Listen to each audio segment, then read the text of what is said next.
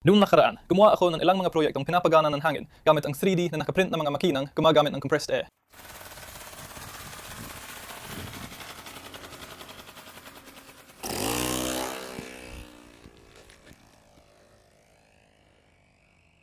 Gumawa rin ako ng ilang electric bike.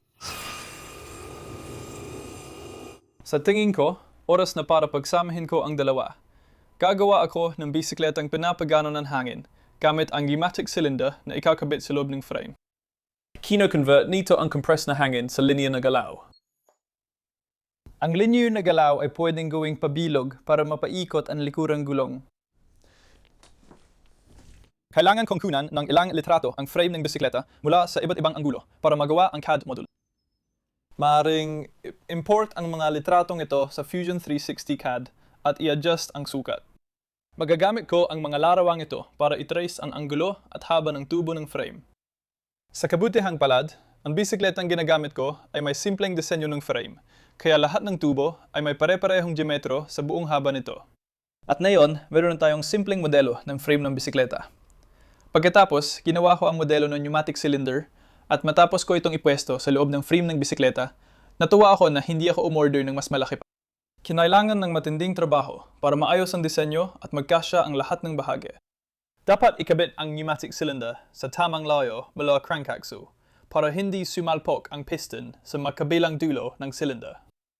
Dapat tama ang pwesto ng drive sprocket para hindi sumabit ang kadena sa frame kapag umiikot ang likurang gulong. Nang kontento na ako sa disenyo, oras nag-i-CNC cut lahat ng pyesa.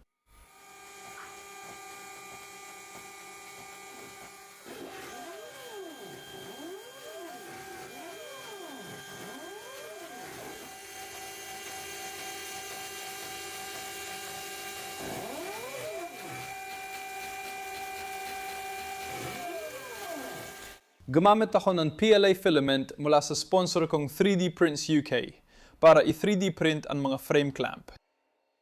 Pagkatapos maging handa ang lahat ng pyesa at dumating na ang mga kinakailangang hardware, oras na para tingnan kung kakasya ang disenyo ko sa bisikleta. Pagkatapos ay inilagay ang mga bearing para sa crankshaft na gagamitin upang suportahan ang shaft na idinisenyo para ikonekta ang pneumatic cylinder.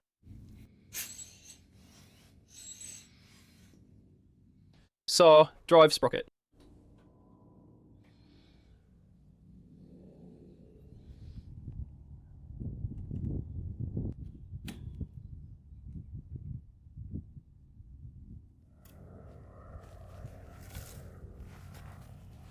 Ikinabit ang crank offset para gawing pabilog na galaw ang tuwid. Nagalaw ng pneumatic cylinder papunta sa drive sprocket. Ngayon, ang mahalagang bahagi. Ang pneumatic cylinder na tama ang pagkakapasok sa frame ayon sa aking disenyo.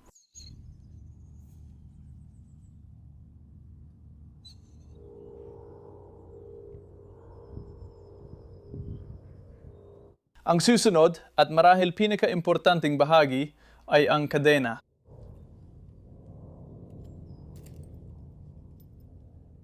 Hindi ko din maiwasang sabihin kung gaano kasakto ang haba ng kadena. Akala ko kailanganin ko ng chain tensioner, pero dahil perpekto ang posisyon ng drive sprocket, halos perpekto na rin ang tensyon ng parehong kadena mula pedal at crank. Sumunod ang katawa-tawang pag-mount ng malaking tangke ng hangin.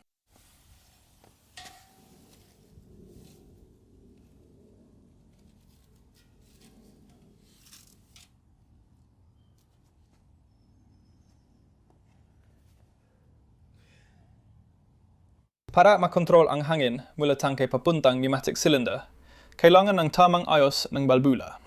Gumamit ako ng electronically controlled solenoid valves dahil sa ilang dahilan. Ang pangunahing dahilan ay pagiging simple at mura. Kung ako ang gagawa ng mechanically operated na balbula, mas matatagalan ko ang pagbuo ng bisikletang ito at pareho lang din ang kalalabasan. At dahil wala akong idea kung ano ang magiging resulta, mas gusto kong bawasan ng effort na ilalagay ko hanggat maaari. Bukod pa rito, ang electronically controlled na mga balbula ay magbibigay daan para ma-optimize ko ang bisikleta sa hinaharap. Dahil gusto kong iprograma ang mga balbula na manatiling bukas na magkakaibang tagal patay sa supply pressure. Sana maging halos katulad ng atmospheric pressure ang exhaust pressure para sa maximum efficiency. Ikinabit ko ang mga balbula malapit sa inlet ng silindro gamit ang flexible na hose para payagan ang paggalaw habang gumagalaw ang silindro sa siklo nito.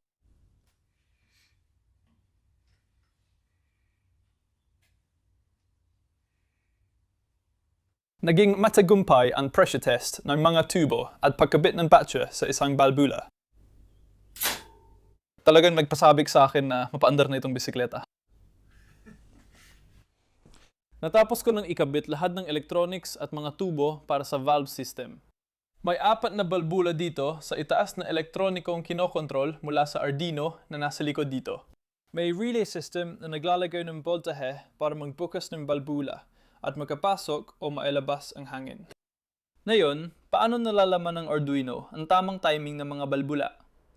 Meron akong infrared beam sensor sa ibaba na nagbibilang kung ilang ngipin ng sprocket ang dumadaan.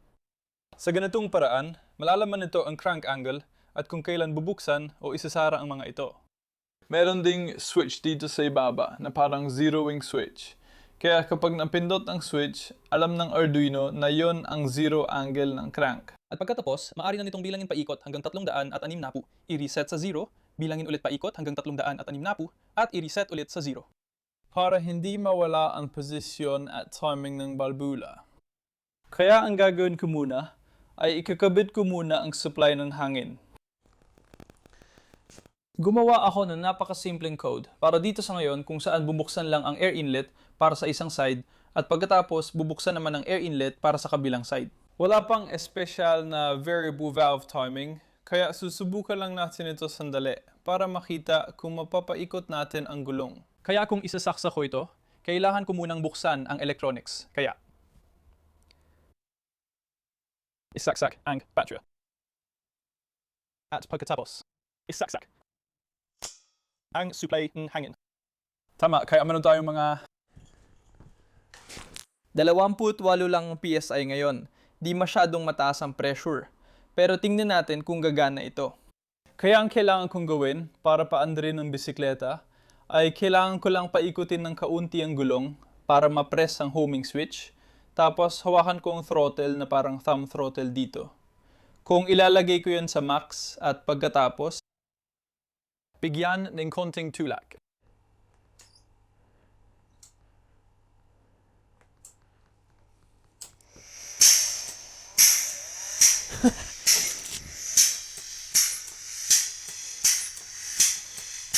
Diyos ko, gumagana siya. May kinikis-kisan kasi siya, kaya.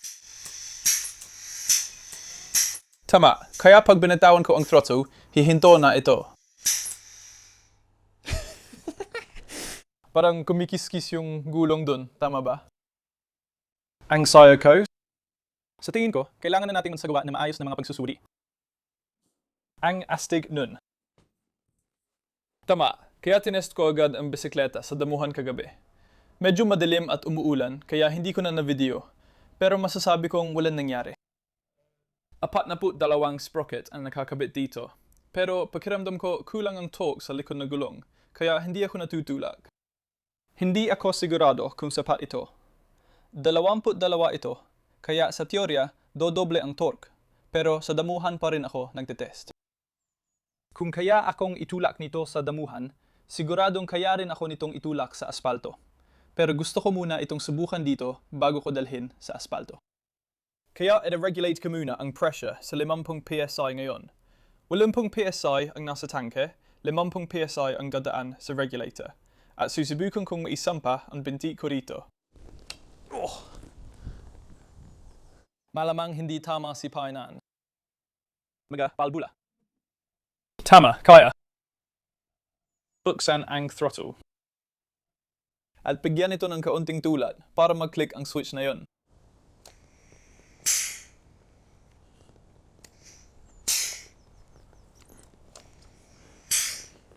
Oh, mahina talaga ang power nito sa damuhan. Ramdam kong tinutulak niya ako.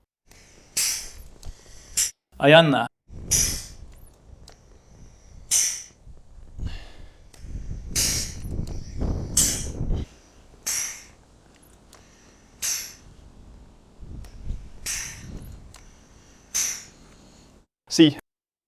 Medyo nahihirapan ito sa damuhan. Sa tingin ko, oras na para subukan ito sa tarmac.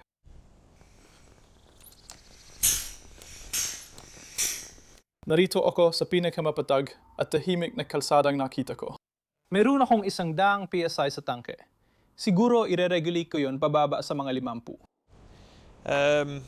Tapos susubukan natin paanda rin. Kung may tawid ko ang paa ko. Tama. Tulak lang ng county para umandar tapos.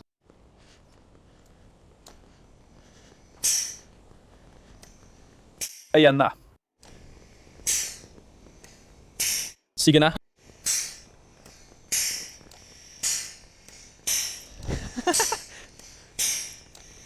Tinutulak ako nito. Hindi masyadong mabilis.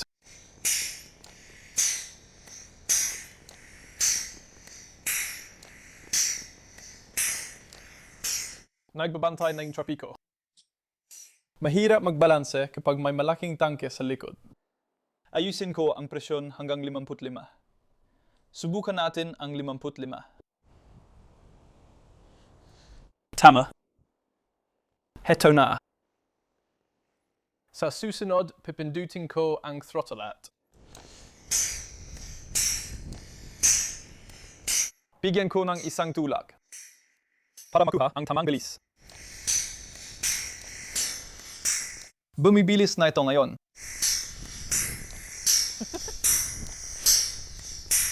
Sige, humarap na din ako sa hangin.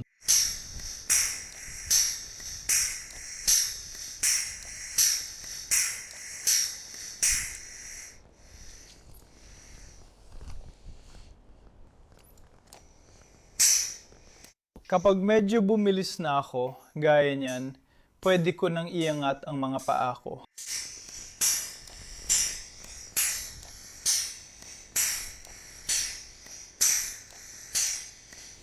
Magpepedal ako para makadagdag ng kaunting bilis at makita kung paano ito gumagana sa mas mataas na bilis.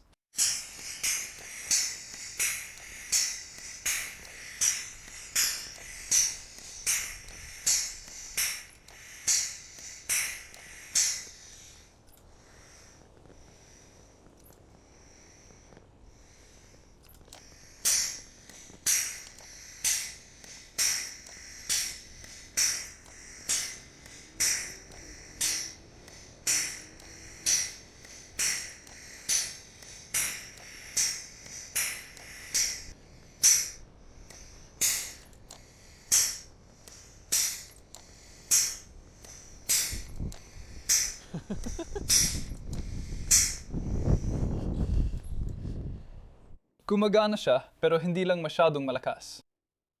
Hindi ako sigurado kung legal ito sa kalsada. Siguro legal ito kasi kung hindi, pinahinto na ng pulis ang mga nagbibisikleta dahil sa ibang gas na nilalabas sa likod. Subukan ulit. 40 PSI na lang ang meron ako, kaya duda ako sa resulta. Pero gamitin ko na rin lahat ng hangin na meron ako.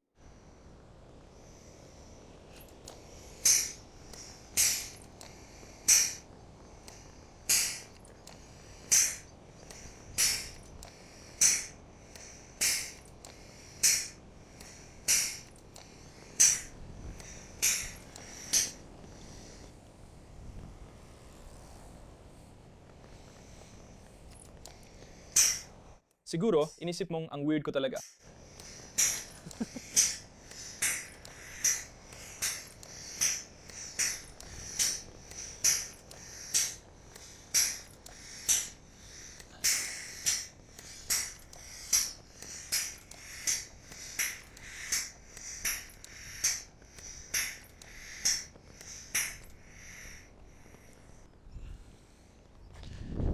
Minsan nawawala sa timing.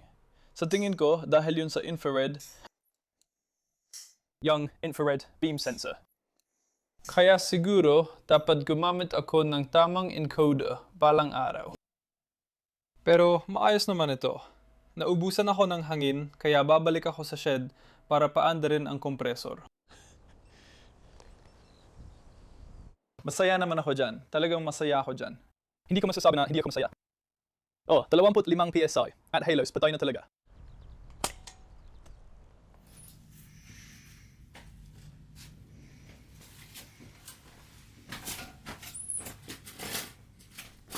Maganda ang unang pagsubok, pero marami pang dapat pagbutihin sa bisikleta na ito. Inabot ng 4 na linggo ang pagdisenyo at paggawa ng bisikleta. Hindi pa rin ito ang katapusan ng proyekto. Isipin mong ito ay unang bahagi pa lang ng project video. Gusto kong gumawa ng follow-up na video para mas malalim talakayin kung paano i-optimize ang bisikletang ito. Dahil bagamat gumana ang unang pagsubok, malayo pa ito sa inaasahan kong performance. Kailangan kong baguhin lalo na ang mekaniko na bahagi sa ibabang seksyon. Hindi kayang tumagal ng kasalukuyang crankshaft dito ng lampas 80 PSI. Nag-pressure test ako bago ko tapusin ang paggawa ng bisikletang ito at nabalik ko ang axle na ito sa mga 80 PSI. Kaya hindi ko na itinuloy ang test na lampas sa 60 PSI. Gusto ko rin gumawa ng maraming pagbabago sa valve timing. Kung papanoorin mo ulit ang GoPro footage, nasyang camera na kumukuha ng pag-ikot nito, malinaw na mali talaga ang valve timing. Yung mga air inlet ay nahuhuli sa pagbukas, habang ang exhaust valves ay maagang nabubukas. Kung pag-uusapan ang aktual na anggulo, kung kailan natutulak ng puwersa ang silindro sa crank, mga 60 degrees lang ito mula sa potensyal na 100 at 80 degrees na kaya sana nitong hilahin o itulak. Kaya maraming enerhiya ay masasayang sa cycle na yon. Nabanggit ko habang ginagawa ang bisikleta na gusto kong i-adjust ang valve timing based sa supply pressure mula sa tangke. Na ibig sabihin, kaya kong kalkulahin ang mag-e-expand na volume ng silindro. Depende sa pressure, magdadagdag o magbabawas ako ng hangin. Para kapag nag-expand na ito, ang huling pressure ng hangin ay magiging katumbas ng presyon ng atmosphere sa labas. Sa tingin ko, ito ang pinaka-epektibong paraan para mailipat ang enerhiya mula sa hangin. Ang pressure na lumalabas sa exhaust ay nasasayang lang. Sa unang test ko, malamang narinig ninyong mataas pa ang air pressure sa exhaust. Parang tunog ng maliit na air gun tuwing umiikot ang makina. Kung ma-optimize ko ito para maging pinakamababa o halos katapat ng atmospheric pressure ang exhaust pressure, yun ang pinaka-epektibong paraan para mailipat ang enerhiya mula tangke papunta sa likurang gulong. Marami pang dapat ayusin, pero gagawin ko lahat ng ito sa susunod na video. Kaya kung nagustuhan mong video na ito, magiging maganda kung makakapag-iwan ka ng thumbs up. Kung bago ka dito at gusto mong sundan ang proyekto, paki-subscribe sa ibaba. Malaking pasasalamat sa lahat ng mga sumusuporta sa akin sa Patreon para sa pagsuporta sa mga proyekto ko, at kung gusto mong malaman pa ang iba pang mga bagay tulad ng behind the scenes na updates ng mga proyektong ito, paminsan-minsan ay nag-upload ako ng mga video sa Patreon page ko tungkol sa mga ginagawa ko. Mas maganda kung ma-check mo ang link sa description papunta sa Patreon ko. Salamat ulit sa panonood. Magkita tayo sa susunod na video. Paalam.